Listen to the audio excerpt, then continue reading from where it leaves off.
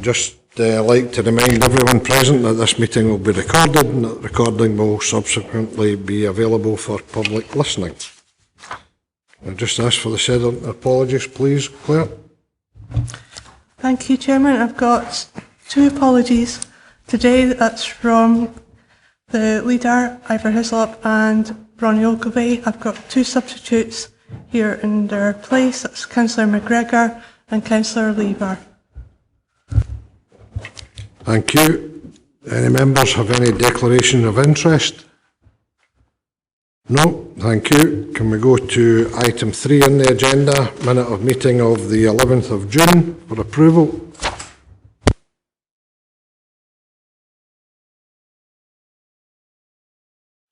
I declare it's a correct record, Chairman. Thank you. We have a second? Yes, absolutely correct. Thank you. Item 4 on the agenda, presentation on mapping of service to mitigate welfare reform by Principal Officer Strategic Planning. I ask Lorna to speak to this, please.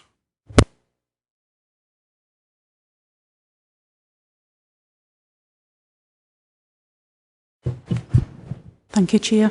The Principal Officer Strategic Planning is actually on leave, so I'm going to present this today. The mapping of support services. If I get this to work. There we go. We started by looking at potential service demand across the area and then mapped that across the types of provision and what's currently out there. And included things like secondary services, which includes public PC provision across the area. Service demand, we first of all based this on looking at the Scottish Indicator of Multiple Deprivation areas, which has highlighted some areas within the region that are among the 15 most deprived areas in the region. And we also overlaid potential impacts of housing benefit and where the worst affected areas were going to be within Dumfries and Galloway. We do recognise in some of this that some of the more rural areas are not particularly identified, but we looked, where the biggest impact was going to be.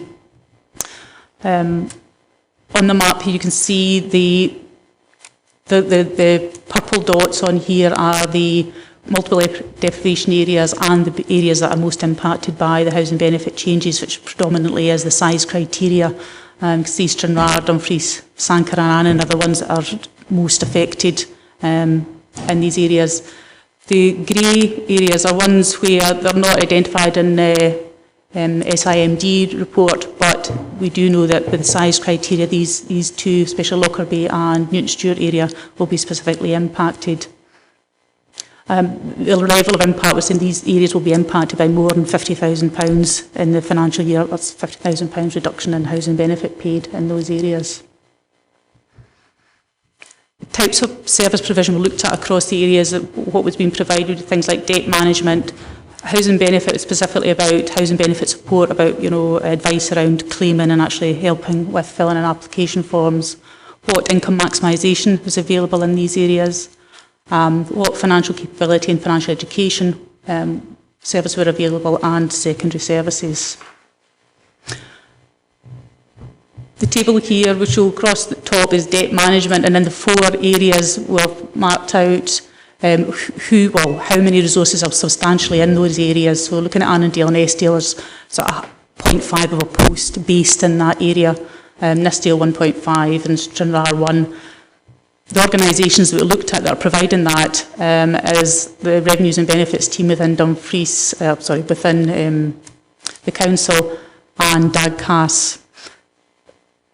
Similarly with housing benefits, income maximisation and financial capability, we included DGHP are providing some resources across those areas as well.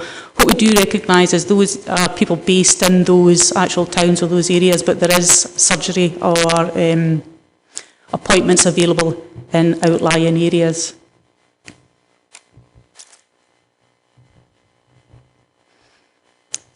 When we overlaid what we expect the demand to be based on the information we have and against the actual service provision, we could see which areas were actually had what we call full coverage in the area. What areas have some coverage and will need some more, and the areas that there is minimal coverage and some that are just, there's clinics available in those areas. And certainly overlaying the two information, you can see that areas that we look at the moment that will need extra resources in them to meet the anticipated demand, be it Stanker, Lochmaben and the Annan area. Secondary services we also had to look at were provision of hot meals, food banks, furniture projects and what elderly support was available in the region. Again, similarly, we looked across the 4 areas, what was actually being provided. This is quite a difficult area to actually get that information because we're aware of voluntary organisations that are either seeking extra funding or are in the process of setting up some of these provisions, especially around food banks. I know there is some work being done in the Stranraer area, and there's, I think Apex are putting in a funding bid to actually provide that across in that area, and I'm certainly aware that First Base are looking to expand where they're delivering. But at the moment, this is the feedback that we got from partner organisations about what was actually being provided across the 4 areas. The availability of public access PCs. We looked at what was available through the libraries. Currently, most of it's a 9 to 5 provision. Schools, there's access through the school service, and again, housing associations are beginning to do some work on having public access PCs available in some of their offices. And through some discussions with some of the third sector organisations, there's also some information now coming forward that they will be able to have some provision across the region. We'll be looking to add this in. At the moment, this is where the blue dots are, where all the library provision is available in the area for public access PCs, and we can overlay that with what schools have PCs within the area. When we were checking out what PCs were available in schools, there is certain issues obviously schools have highlighted, and certainly the work that's been done with the project is about having access to a PC is half the problem. We know we need to have access to a PC to apply for benefits online, but there's also a support provision in there as well. So when we look at rolling out public access, we need to ensure that the actually appropriate support mechanisms are also in place to help people through the processes that usually do. Certainly in our experience so far, we're finding quite a number actually do need further advice rather than just actually how to use a PC. And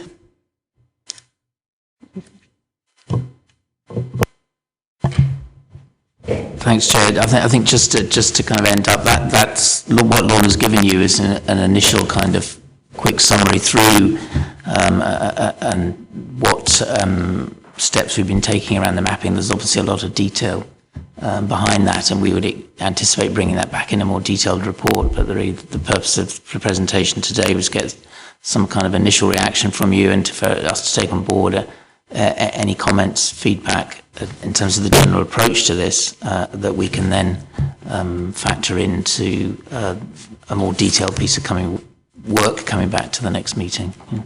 Thanks, Chair. Thank you. Any members, any questions? Councillor Smith. Thanks, Chair. We sort of initially put the suggestion forward that we thought the mapping exercise was important. The sort of main basis for that was well, first of all, to find out where the gaps were. More importantly, we thought it was important that the council took the lead and tried to work with partners to fill those gaps. So food banks were an example that was highlighted there. We know there's a food bank in Dumfries, we know there's a food bank in the Mackers. How do we actually work with partners to make sure we've got food banks in Upper Nithsdale and Stranraer, for example, which are, seems to me, based on the slides, areas that may have the highest demand. So that was the real motive behind it, but also to an extent to work out if there was any duplication. We're in a position at the moment where we've got finite resources, and we're going to have to target, and through commissioning and all sorts of things, where we follow those resources towards, and we're going to have to do that through making sure we don't duplicate services. So for example, if a housing provider is providing particular types of debt advice, does that focus a change in what we actually commissioned, for example. So that and it was going to be a significant piece of work, and it does look as if there's obviously a significant piece of work still to be done or being done as we speak. And I think that's just trying to work out exactly how the council take the lead in filling those gaps. I think is a major exercise. It's up to professional staff to look at that, but I just think it's really important that the council are the ones that are the driving force behind it. The voluntary sector will fill gaps here and there, but we need somebody to really take the lead on this. And I don't know what your thoughts are on how this is actually all coordinated. Is there, will there be a group that pull people together and try to encourage the third sector to fill a particular gap, for example?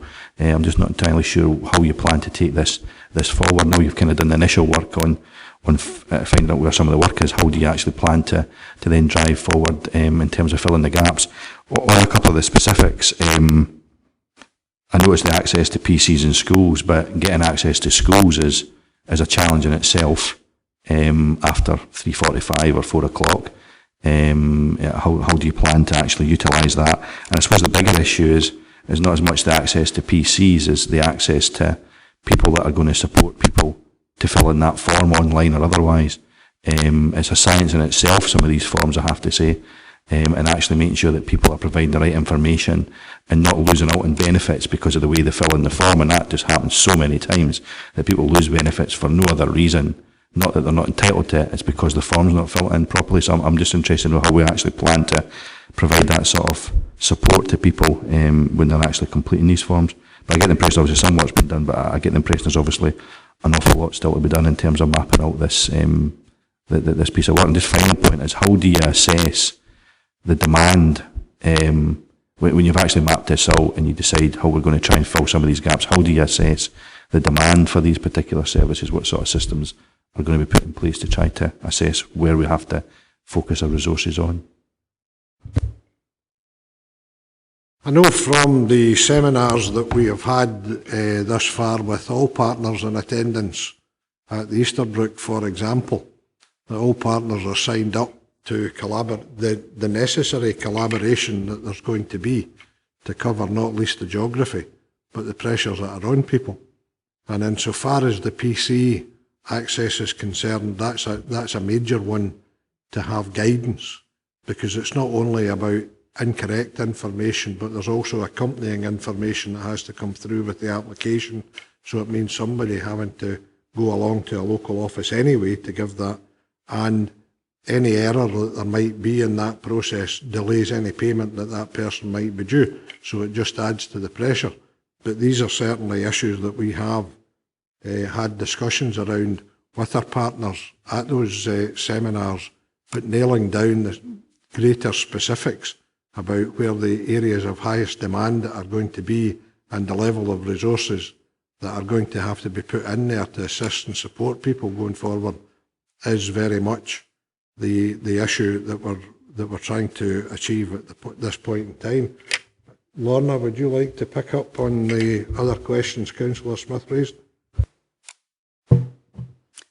Yeah, I think certainly you're right in saying that. I mean, this is just the start of the exercise. There's some considerable work needing to be done to actually gather more about who's going to be impacted and where they're going to be impacted. Certainly I'm hoping that some recent discussions with the Improvement Service and Scottish Government, they were looking at obtaining some more detailed information from like the DWP and HMRC about specific claimants in areas that could be drilled down to specific areas within regions within Scotland that would give us a much richer database of potentially who will be impacted. There's also probably the difficulty of we know who will be impacted potentially and where they'll be impacted, but that doesn't always tell us what the demand's going to be in that area. You know, we need to be able to find how we're going to get to people that are actually going to need that assistance, and that's very much, as the Chair said, is working with our partners. You know, the joint event that we had at the end of April was really about making that contact with all our significant partners and being able to get a database together so we can share information and look at not duplicating our services that, you know, whatever the council's providing, our third sector partners, our housing associations are providing, that we can complement each other's services and get some sort of referral system up and running and operational between all these joint partners to ensure that we have a provision across the region. Councillor Smith. I'm just intrigued as to how, just from a purely practical point of view, how are we physically, we've had the event obviously that took place at the Civic Hall, but how are we physically taking the lead on this? What are we sort of pulling together our partners on a regular basis and saying, right, this is what we've found out so far in the mapping exercise, we've got gaps here, there and there, who's going to fill them, sort of thing? How are we actually pulling this together on a practical basis? Well, as a council, we have taken the lead with our partners as the central point, if you like, the central reservoir where all of the information has been gathered and brought together, and then collaborating with those partners on how best we put services out on the ground to address the issues and support those people who require that support. That's really been the essence of the way that the council thus far has taken forward this discussion and how we address those pressures. Mr. Tracy? I think just to add to what's been said, we have an officer group in the council now at a senior manager level. Some of them are here today, and that group will need to work with the information that's coming out of the mapping exercise to reach a professional view and come back to the subcommittee as to recommend the priority areas where we need to fill gaps and deal with some of the duplication issues, as you correctly refer to. We need to look at both and start to. I think if the officer group provides the base to do that and the capacity to develop that work, and then from there on, it's about how we, as others have said, about how we develop our partnerships with the key partners involved and determine how we can fill those priority gaps in the different areas. And I think it's fair to say that there's a lot of that informal partnership working going on a daily basis at the moment from the different groups involved. But I think what the officer group can bring to that is some, as you say, provide the council lead and provide some level of coordination and focus to particular areas. Councillor Geddes? Well, as far as I'm concerned, sir, some of these slides were illuminating indeed. When you look at, gaps, or identifying gaps in service provision, and I would go back to the mantra that we've heard over the years in this chamber, that, the council have a responsibility, or agencies have a responsibility to provide consistent and even-handed service provision in Dumfries and Galloway. And it would seem to me, from albeit a very cursory look at the slides, that there are gaps there. It's absolutely essential, in fact, that the resource implications of providing such consistent and even-handed service are identified as soon as possible. And this council most definitely should be taking the lead in the matter, whether by writing commissions and having the third sector or whoever carry out the work, I'm not particularly precious about. The important thing at the end of the day, Chairman, as far as I'm concerned, is that we take the lead and we push this exercise forward, because I must admit, and I'm not making politically motivated statements, but when you look at a slide in 21st century Scotland and you see, in fact, the creation of food banks, etc., and you think, what on earth is the world coming to? Come on, if nobody else is going to take the lead, we must take it.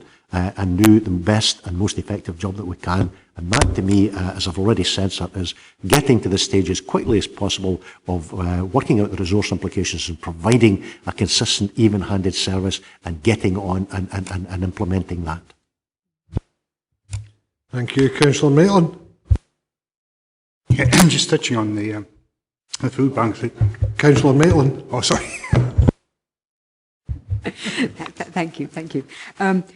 What I was going to say, two things, is that while I recognise that there are patchy needs and there are clearly, areas which are more intensive than others, I'm concerned with the fact that we do have areas in the extreme rural parts where you do have families up lanes who are only just managing.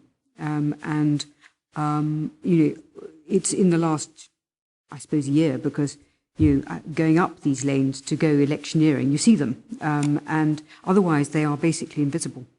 And I would just put in a plea that somehow we get at that. Possibly, they will not be very great in number, but I presume possibly through health visiting. I'm thinking about people with young children, so the 0 to 36 months, people who are there, and whether we can make certain that that question is just asked as a function of the normal visit that is done.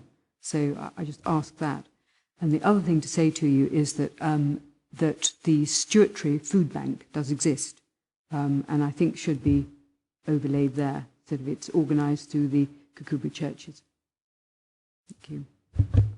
Thank you. It's certainly the case that the Health Board are partners in all of this as we go forward, and that later on in the papers it does actually mention the way that we can get word out there to indicate to anyone that there is help available and where that can be sourced in respect of any need that they might have. Councillor Lever? Yeah, I was going to ask about the food banks. I hadn't realised there was one down the Stewardship, but obviously, given that according to that we only had first base in Dumfries, the problem's not only applying for it, but actually getting there in order to pick up the food parcels in the first place. And obviously, as a council, we've got buildings all over the region, and we've got vans, etc., moving in between them. Is there any way we can actually facilitate it so that people can pick up food parcels locally from, say, a town hall or a school or something such as that? Lorna? Yeah, we are looking at that, and I think we've been actually doing some work with First Base and around the Scottish Welfare Fund provision, and looking at expanding that delivery, because we're well aware that there's more rural areas and how do you get there, and we are looking at whether we can use council premises and have stocks in various offices so that it's easily accessible, once we go down that route, yeah.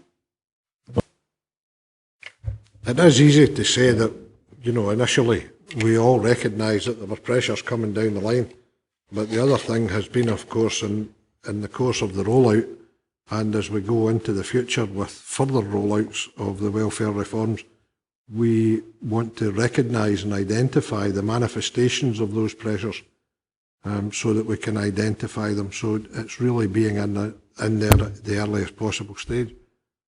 I have no other members indicating I wish to ask any further questions.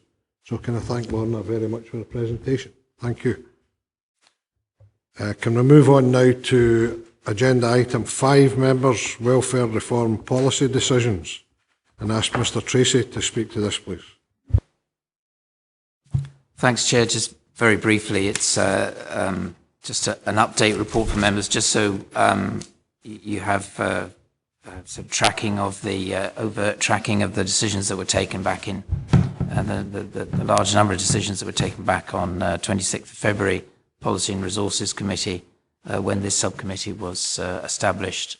So the appendix to this report gives you an update, ones that have been effectively completed, although maybe then new decisions generated through this subcommittee, which are being taken forward at the moment, and others which are still to be reported back with estimated report dates for those reports to come back to the subcommittee. But I think generally, Chair, it's a self-explanatory report. Thank you. Any members, any questions? Councillor Smith? I just wonder how I mean, obviously this gives an update on decisions taken in February, but obviously subsequent to that, as the work goes on, we take decisions every month, and it's just ensuring we build into this report, I presume, the tracking of those decisions. I mean, a lot of them are overlapping. If you look at for example, the 7th bullet point, it says receive a report on proposals to expand access to credit unions and to explore other banking options for bad debtors, and it says completed. Well, it was completed because we got the report, but the work isn't completed. So, for example, last month we agreed to receive a further report on other banking options, and in particular in relation to the establishment of the Grand Central Savings option. And so that was agreed last month, but there's obviously no reference to that in the action plan. I think it's important to keep tabs on decisions that we subsequently take as a result of the actions that were we're working on. I think last month we also discussed the importance of the RSLs coming to a future meeting of the subcommittee to discuss our difference of opinion, if you like, in relation to the policy with regards to evictions. So I think it's important that the ongoing decision we take, because the February meeting was important because we set out a few items we wanted to see progress, but I think we have to build in all the decisions we take to make sure that we're keeping on top of them as the months go on. Mr. Tracy. Thanks, Chair. Yes, but happy to do that. We'll make sure for future reports that those are now built in. Just for information, John Lynch has arranged with the two principal RSLs for them to come to the next meeting of the subcommittee at the beginning of September. So. Thank you. Councillor Maitland. Thank you. I'm looking at the top of page 12, which is about receiving a report on the outcome of Universal Credit Pilot Project. And I understand that part and parcel of that is the use of the employment service officers to try to persuade people to engage and absorb information. And I'm sure that they have put on various opportunities for people to come and learn about what might be coming down the line. But they report that there is really very, very small take-up of that. I mean, minimal take-up, quite worrying, they say. And I see that the final completion of the pilot is now deferred to December 13. I sort of wonder whether we should actually be picking that out as an issue which we ought to attempt to be engaging on now, rather earlier. And I will take advice on that. But it seems to me that if we leave it until early next year, there's an argument to say that we understand that people aren't engaging, but kind of what are we doing about it? I need some help on that, please. I think a parallel to that would be the council wrote to those people that they identified would most likely be initially impacted, and there was something just over 1,700 letters, I believe, went out. And there was small take-up initially on that, but the momentum has gathered over time as people have realised. But the advertising and the promotion, as it were, of the facts are the closest we can come to, I would suggest, at this point in time, and drawing people's attention to it. But we do have someone from employment who could maybe contribute at this stage, if I can prevail upon you. Thank you.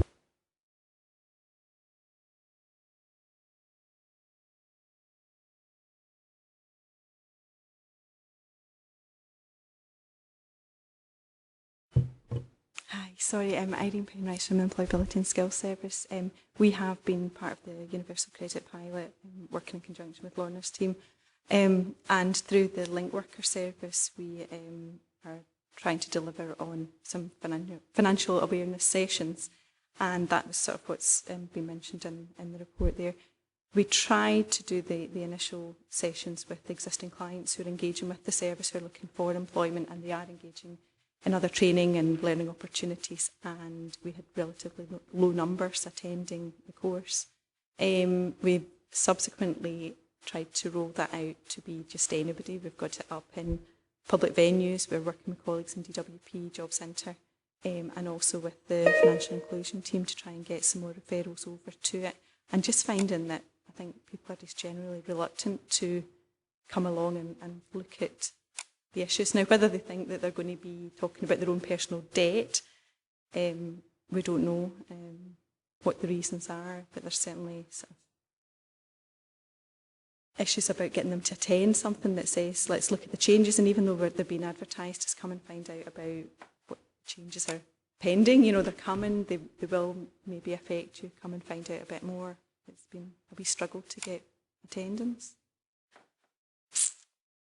Thank you. I think it's that stigma again, isn't it? If you put a bus down the main street and say, if you're wanting information about benefits, then come to the bus. So you go to the bus and you're stigmatised. I think that's part of the problem. Councillor Maitland? Well, if I could, I feel, that's very interesting. That's useful to know at this stage, that it is difficult. And I understand that you are directly asking people with whom you are already working and who are likely to be affected by this, and they're still not engaging. I think, part of me says, we are quite tight for resources, so, if that's not working, for heaven's sake, let's stop. Let's not do that, let's do something else.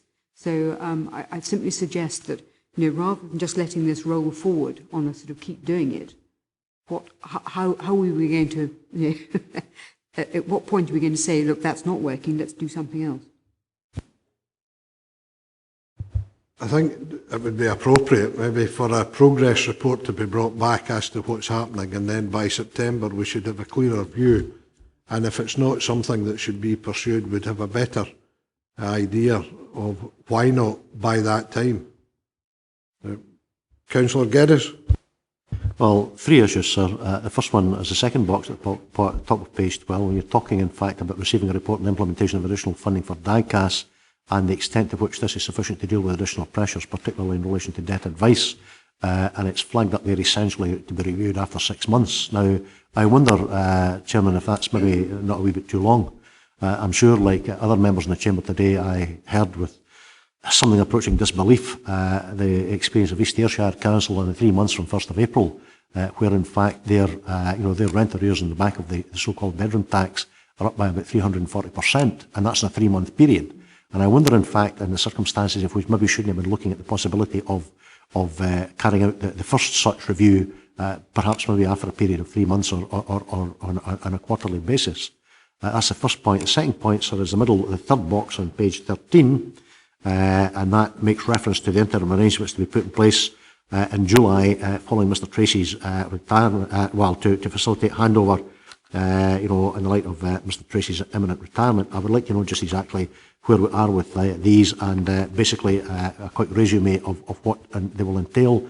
And the last box, sir, in page 14, when we're talking about the letter that was sent to Lord Freud. Now, I think we all know the outcome, but going back to Colin's comment earlier, is there any way that we can take, we can move beyond that? Because, perhaps we hear, or I hear anyway, anecdotally of other authorities, housing authorities primarily, adopting a creative approach, for want of a better term, as it were, and sort of designating sizes of properties, etc., in an effort to mitigate the impact of the so-called bedroom tax. And I wonder, in fact, what, if anything, we're trying to do in a Dumfries and Galloway context with our RSLs to see if there's mileage in going down that particular route. Thank you. Thank you. Mr Tracy? Thanks, Chair. Just to, I'm sorry, Councillor Geddes, I wonder if I could just go back to your first point and just, if you wouldn't mind just reminding me what that is. Thanks, with your leave, Chairman. It's the second box on page 12, following on from Councillor Maitland's comments. A report on the implementation of additional funding for DAGCAS and the extent to which this is sufficient to deal with additional pressures, and we were to review that after 6 months. Yeah. And I'm saying, Chairman, standing the pressures, for instance, that East Ayrshire Council have experienced in a 3-month period, do we not feel perhaps maybe that 6 months is a wee bit too long and we should maybe be reviewing it on a quarterly basis? Thanks, Chair. Thanks, Councillor Geddes. I think, except that we need to get a report back as quickly as possible, yes. I think the 6 months was in view of the fact that there was some lead-in time, some setting up time for the new services, so they weren't in place fully at the beginning of April. But I think if we can get 3 years sort of full operation out of the new services and bring back a report at that point, if that would be acceptable, then I think we'd certainly learn something from that.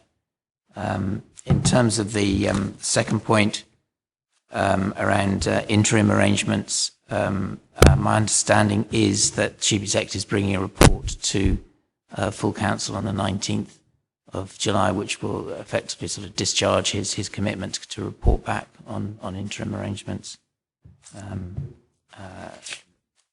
But in relation to the third point, that's obviously a point is around the political lobbying in which whether you wish to continue that. But as we've already said, the RSLs will be coming back will be coming to the next meeting of the subcommittee and reporting back on their experience so far in terms of the impact of the bedroom tax, as it is called. Yeah.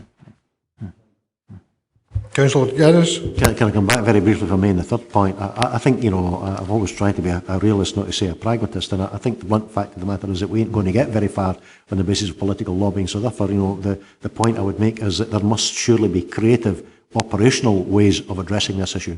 We hear, in fact, that, you know, that's happening and taking place elsewhere in the country.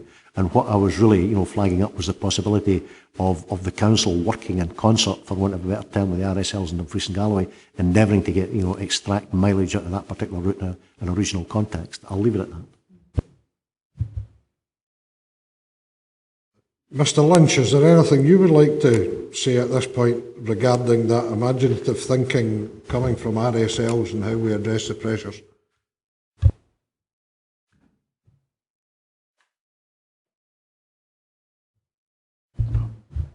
Thanks, Chair. In terms of RSLs looking at redesignations, we are aware of practice up and down the country where some local authorities and housing associations have looked at doing that.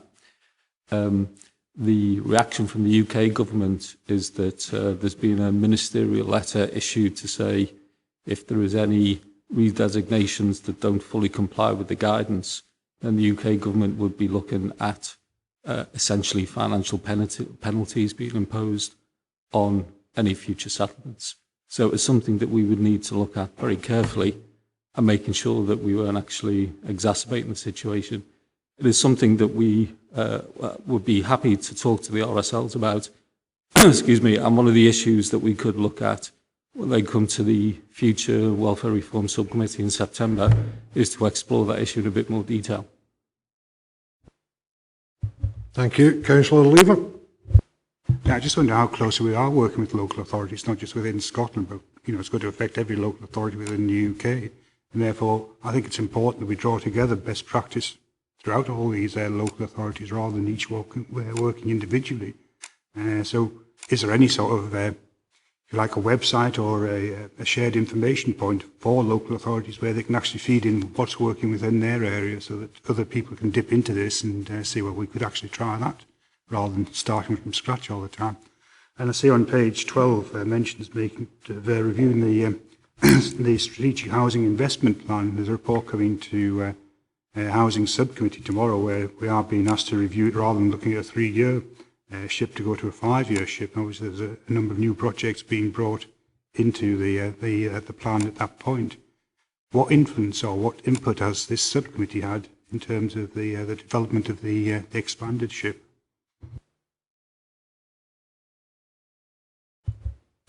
Mr Lynch?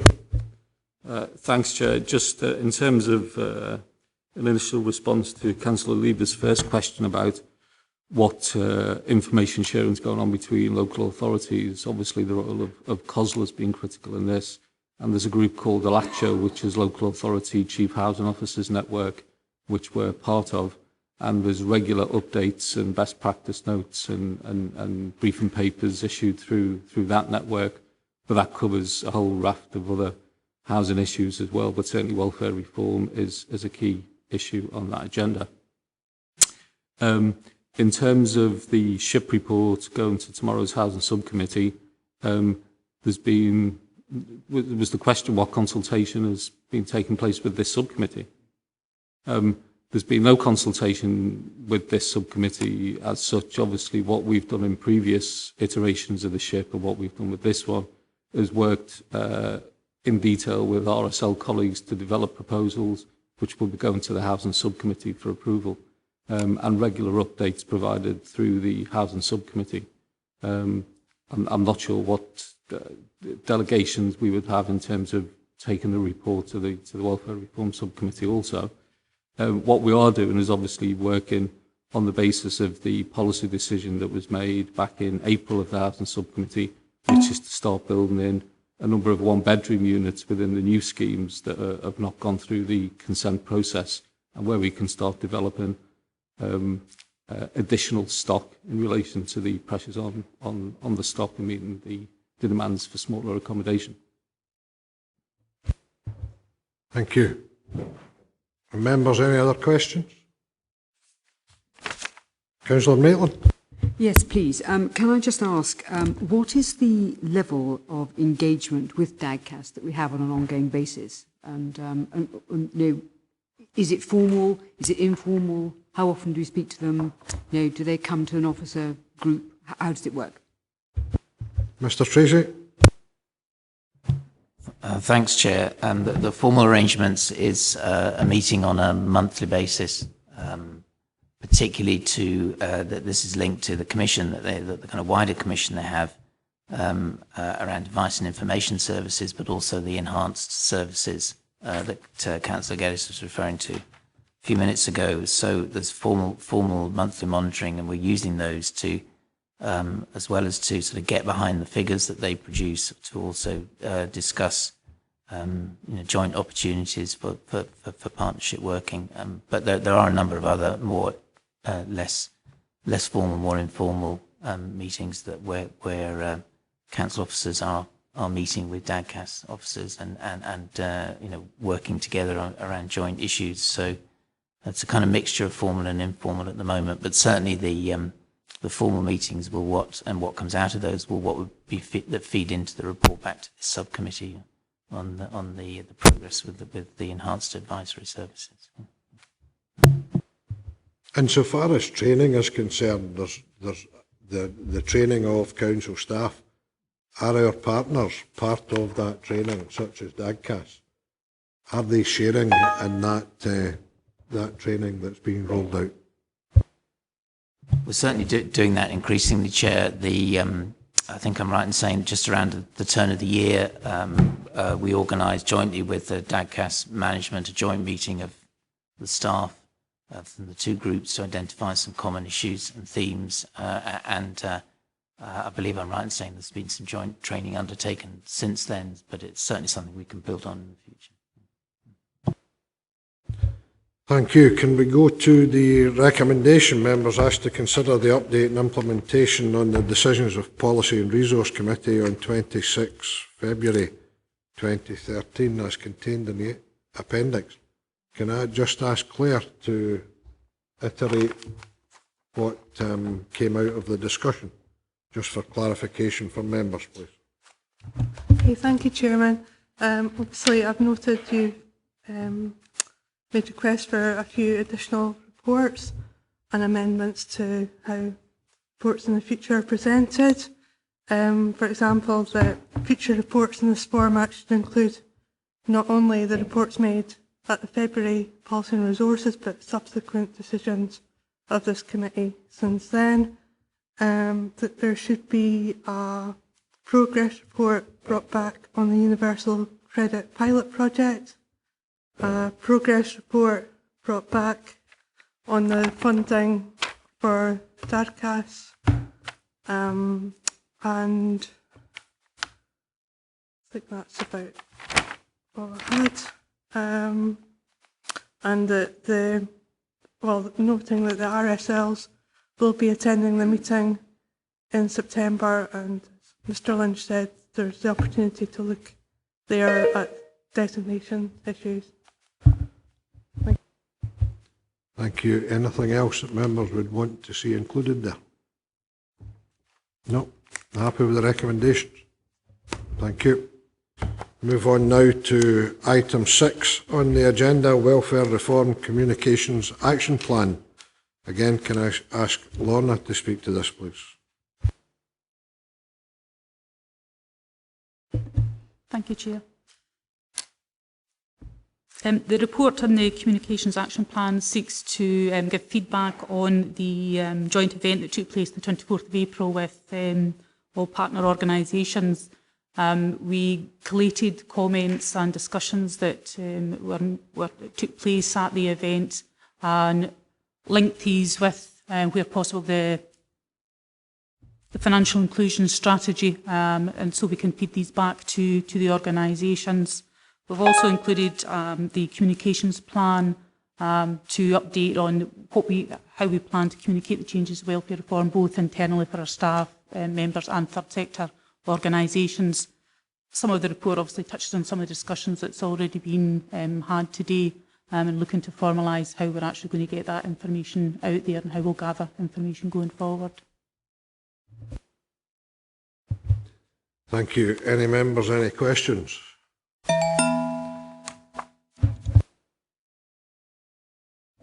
Just a very brief one. I mean, obviously, we do have a very large schools network and a very efficient method of getting newsletters out to parents, either in paper form or in e-form, depending on what they've signed up to do.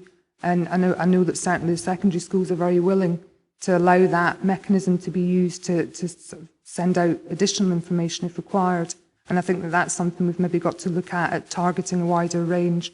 Not all parents will read it, but if we're looking at protection of children and young people as well, it might just be a mechanism just to reach a few more people that wouldn't normally, get the information from anywhere else. Councillor Geddes. Thanks very much, Chairman. It's the first comment would be page 19. It says the rubric under analysis. Organisations are unaware of what areas of work other organisations undertake would benefit from knowing what services provided by who to be able to signpost. And you're talking there obviously about ensuring organisations have a directory to be able to signpost people or develop a one-stop shop, identify best practice, establish interagency focus groups and review existing partnerships. I think that resonates very much with, in my view at least, Chairman, with the presentation that Lorna made under item 4 of the agenda today. But my question in relation to that would be, review effectiveness of existing partnerships would be who will be responsible for carrying out that work, sir, and to whom will the outcome be reported. That's the first point. Page 21 is the second one, sir, and again it's a shortage of 1 and 2 bedroom properties across the region, meaning tenants are being adversely affected by the bedroom tax, and we're back, as it were, to considering building more 1 bedroom properties for the availability and demand for the future, considering investing in adapting 1 bedroom units to produce more bedrooms. I take it that this is, I'm not quite sure what's meant by the second one, but I would like clarification at the appropriate time from Mr Lynch in that regard. In other words, will be, I think it's well known, sir, that, unless in extremis, which is the situation essentially we find ourselves in now, 1 bedroom properties are simply not popular, as it were, for the client groups that we're seeking to house. So again, I would like some clarification on the second point and that from Mr Lynch or whoever, if need be. And the last one would be page 23, which makes reference to the fact that we would be benchmarking against other areas, and I would like to know just exactly what other areas, Chairman, it would be contemplated that we would be benchmarking against. Thank you, sir. Thank you. Lorna? Thank you. Just going back, sorry, to point 1, Councillor Geddes. Oh, yeah. How would review existing partnerships? I think it obviously will depend on what the partnerships, who they're with. And we've linked that into the financial inclusion strategy, mainly because obviously the number of people that are actually involved in that. So it would be driven through the financial inclusion strategy group. And any outcomes that would have to be reported back. Thank you. John?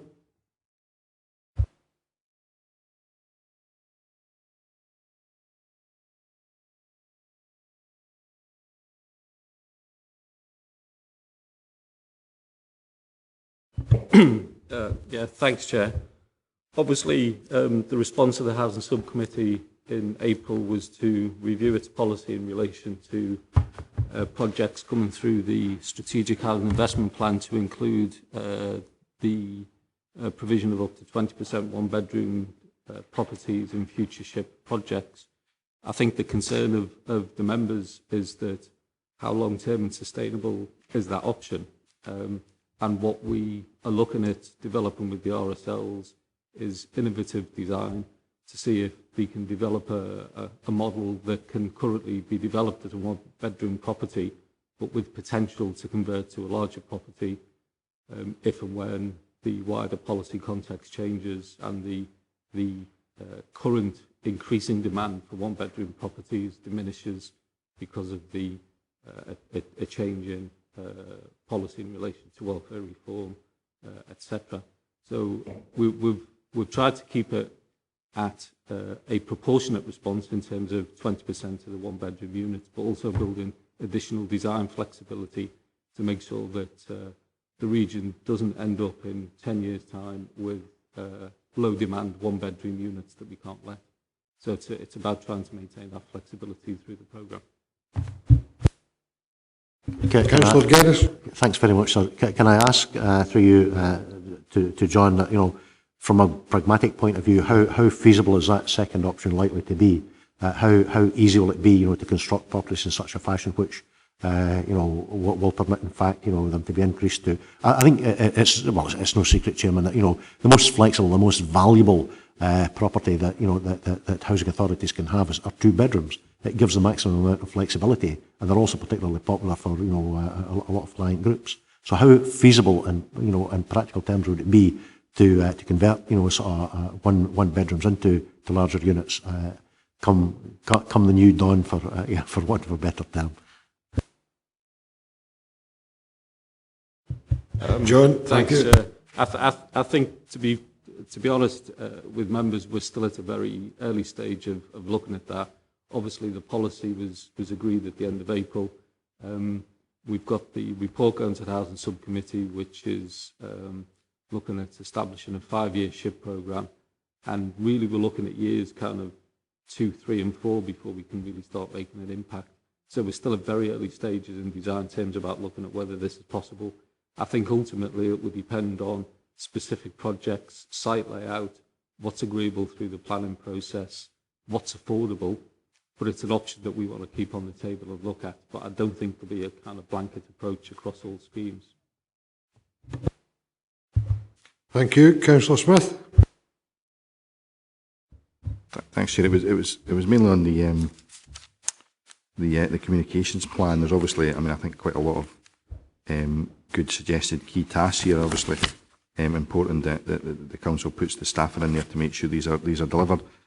I'm interested in the one that was being delivered in June, which was the Welfare Reform Information Booklet. I just wonder if that's been done, and is that going to get circulated to members? And if not, when we're likely to see that actually happening?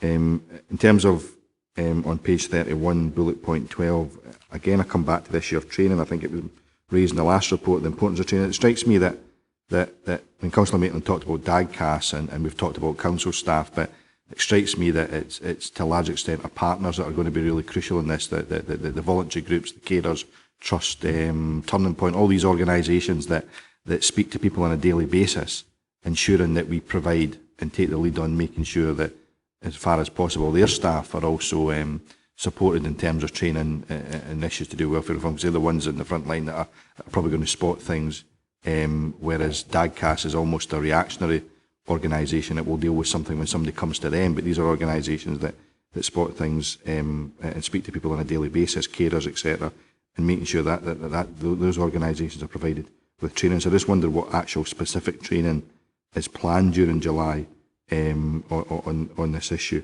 And also on bullet point 14 on page 31, the annual survey of residents. I just wonder, it says August 2013 question mark. I'm just wondering what format that will actually take. It just talks about target audience, public. That's quite a big target audience, and I just wonder how we're actually going to carry out a survey and what that will actually practically mean. Thank you. Lorna. Thank you. The booklet is currently being worked on. It's not quite finalised yet, and when it is available, it will be made available to all members. The training tools, we are in discussions. You mentioned specifically Turning Point, and recently did a seminar or a meeting update with the Turning Point, but we are consulting with certainly frontline third sector organisations when we're developing some of the training material.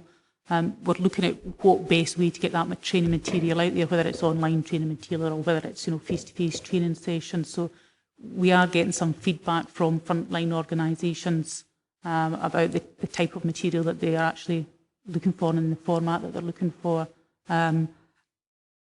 We have developed specific areas of training, again with regards to Turning Point. We're looking at benefits for carers and what type of impacts there will be specifically for carers, and we'll have a pack that we're just about to finalise on that particular area. And again, all this, once it is finalised, will be made available through either a public website and members advised. The final point there about the financial inclusion, the annual survey, we're still working out the details. I mean, it's included in the financial inclusion strategy about how about doing a survey, and we're actually working through the detail of how we're actually going to undertake that and who the target audience is going to be. I think the question mark for August is, whether we're going to have enough time between now and then to actually get that out in August, but that's the timescale we're aiming for that. But the actual details of it we're still looking at. Will that booklet also be available on the website? Councillor Lever, thank you. Just some information about the credit unions. I think it's absolutely vital that we push this forward as quickly as possible. It's very easy for people to borrow payday loans, etc., and this snowballs out of control given the rates of interest. So I think it's very important not only to make people aware that they can borrow from credit unions, but also that they can save with credit unions. So we've got to attack both sides. So we obviously need to fund the credit union in the first place, but to encourage people to borrow from them and make them aware. So where are we at in terms of developing the local credit unions? What sort of effort are we putting into doing that? Because if we allow this to drag on for 1 year, 2 years, some people are going to be so badly in debt they'll never recover from it. Thank you. Lorna? Yep. Following the last meeting, it was agreed that we would jointly fund with DGHP and Lordburn a development officer for the credit unions that would support both the Solway Credit Union and the Stranraer Credit Union. We have recently met with both DGHP and Lordburn. We're in the stages of finalising a job description and actually getting someone in post to start that development. So we're quite hopeful that that development officer may be in post by August, in which case then we can start looking at raising awareness and encouraging people into credit unions for both angles, for obviously the available credit, but also promoting the savings aspect as well. Councillor Maitland. Thank you.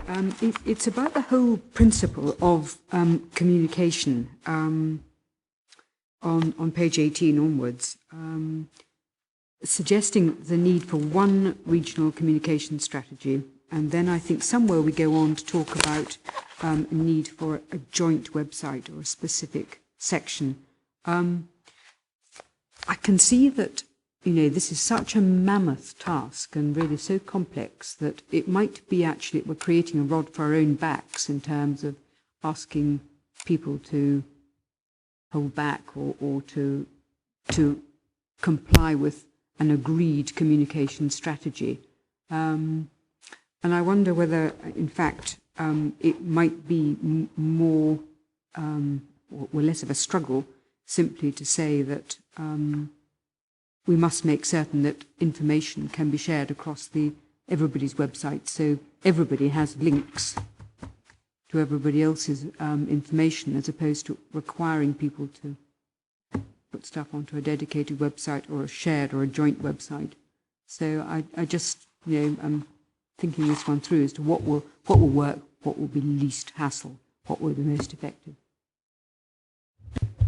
Yeah, thank you. I think part of the problem is that none of us have the crystal ball, and the difficulty is, as I said earlier, we don't really know how the pressures might manifest themselves as we get more and more of a rollout on these reforms. So it's really a case of trying to narrow down the way that we deal with the problem as much as possible and share that information as widely as possible. Councillor Geddes. Thanks, Chairman. Just going back for a brief moment, if I may, to the issue of credit unions. I'm gratified to hear Lorna's response to Jeff's question in that regard. But I was seeking assurance. I'm not suggesting for one moment, Chairman, that we throw money or throw resources at any particular issue in this report, unless we can be clear that we will get the relevant outcomes.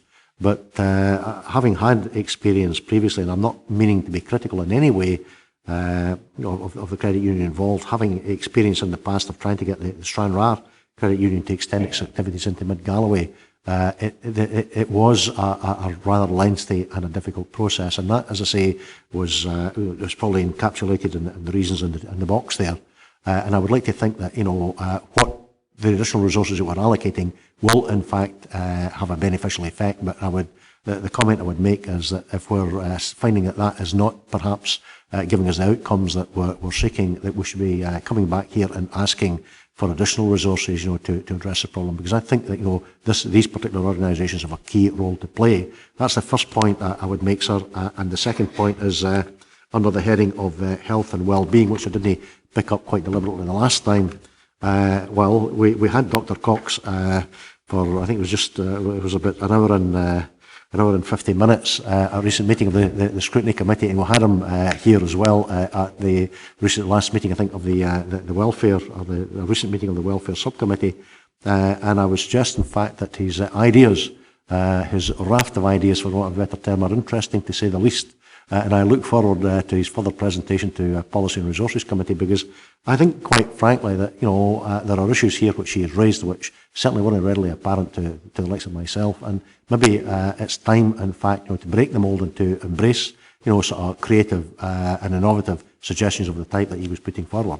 Subject, of course, to us being convinced that we would get demonstrable, worthwhile outputs. Thank you. Thank you. Can we go to the recommendations? 2.1, note the feedback from the joint event held on 24th April 2013 as detailed Appendix 1, and to approve the Welfare Reform Communications Plan as at Appendix 2. Councillor Maitland. Well, I go back to my thoughts over this communication issue with respect to the websites. I mean, as I say, you could spend days running around trying to get people to pull stuff together, and I really don't think that's a sensible use of our slender resources. I'd like to hear what people are actually doing on the ground. Lorna? Yeah, I mean, I accept that there is going to be some difficulty probably getting everybody to buy in and insist. I mean, you can only put our information out there and say this is what the Council's communication plan is, and for those who are willing to buy into it, will buy into it. Those who won't, we can't force that. But I think it's important that we have that consistent message about, and probably getting out to all our partner organisations, this is, what we intend to do, and, how we intend to communicate, so that, people are aware of that and can respond or participate appropriately.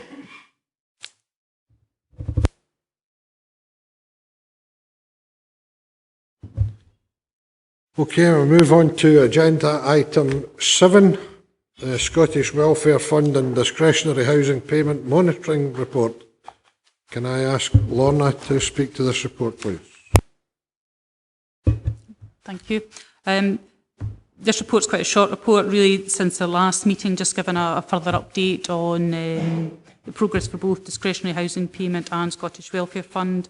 It's probably fair to say that demand for both, while demand for DHP has probably slightly decreased in June, the demand for Scottish Welfare Fund is, continues to rise.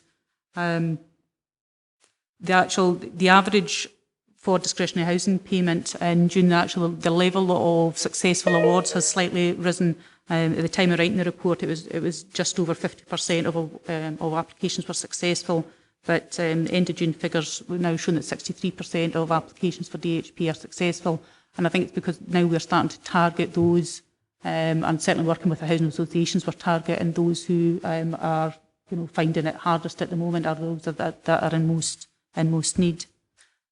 Scottish Welfare Fund, as reported last time, we had changed our processes to ensure that we were actually now starting to meet some of the demands, especially for crisis payments. We were, certainly with the volume that was coming through, we were struggling to meet that demand.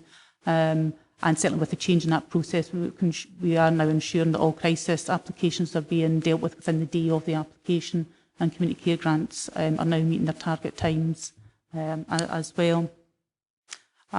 We are still working, certainly with Scottish Welfare Fund, and are in quite a bit of discussion with other local authorities, and pulling from best practice where we can, looking at how we develop Scottish Welfare Fund as we're going forward.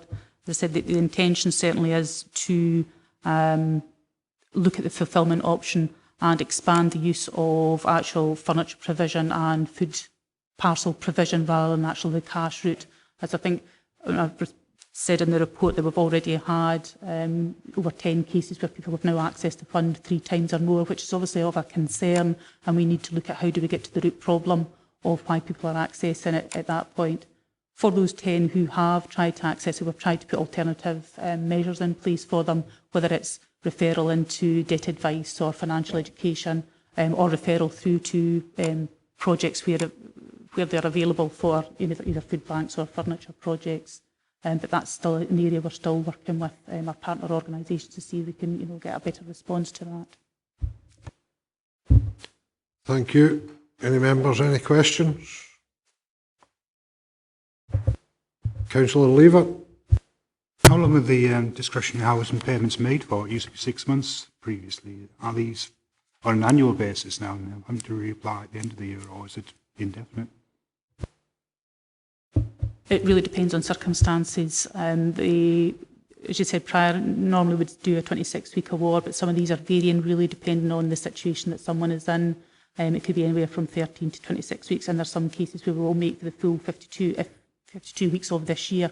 We haven't made awards beyond 31st of March for next year, simply because we do not know the level of funding that we will have, either centrally from the DWP or whether we continue to top up the fund. So we've made awards where it's clear that circumstances won't change to the end of the financial year, but normally it's a shorter term award for most claimants.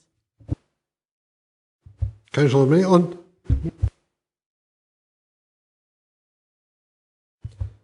Councillor Smith. Thanks, Chair. I was going to ask when we're likely to be told by the DWP what the sort of level of funding will be for next year, because obviously as we're preparing budgets, the council will need to look at what level of top-up, if you like, that will be necessary. So I'm interested to know what sort of timescale they've gave on that. I'm interested that Lorna mentions the fact that the number of applications that are successful has risen to 63%. So it does seem that some of that work with RSLs is coming to fruition, because it strikes me that we have got a reasonable amount of money within that particular fund, and maybe we've been a bit either not being able to target people who have not came forward, or maybe being a bit strict, to say the least, when it comes to actually using the criteria that we've still got £400,000 left, and a lot of people have had their applications turned down. The opposite, though, seems to be the problem with the welfare fund, that we've already spent 60% of the actual fund, and the worry is obviously when we come to December, the fund will be gone, and how do we actually deal with that problem? If it were to happen, I know that there's obviously a bit of work going on to actually look at, instead of cash payments, other types of support. Are we confident that when we get towards the end of the year that we'll still have funds available for crisis grants? Lorna. Okay, thanks.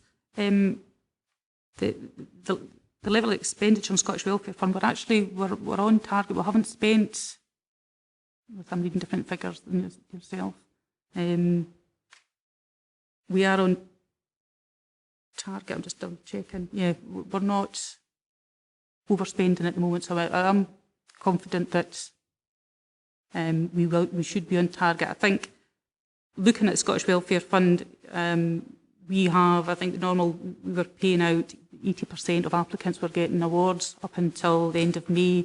Again, recent figures for the end of June, that's come down to 71% of award. And I think initially when we did the cash awards, I'm not saying we've been lax with the awards, but I think the turnaround and the quickness of turnaround has meant we've paid out easier than we currently are. Especially when applications come in, there's much more scrutiny of applications when they come now than there initially was, simply due to the volume.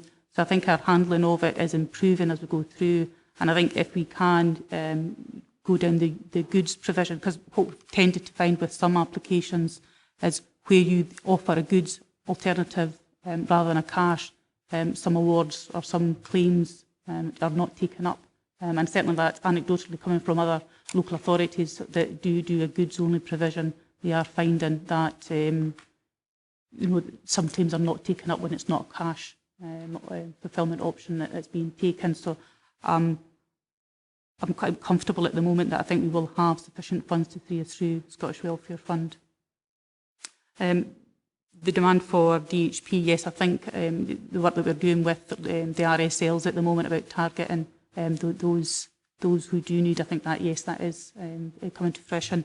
Again, the figures, we have spent about 23% of the DHP allocation as at Friday's date, so as the level of awards are starting to increase and starting to target to those who actually are in need. I think that's the cover. I missed the point there.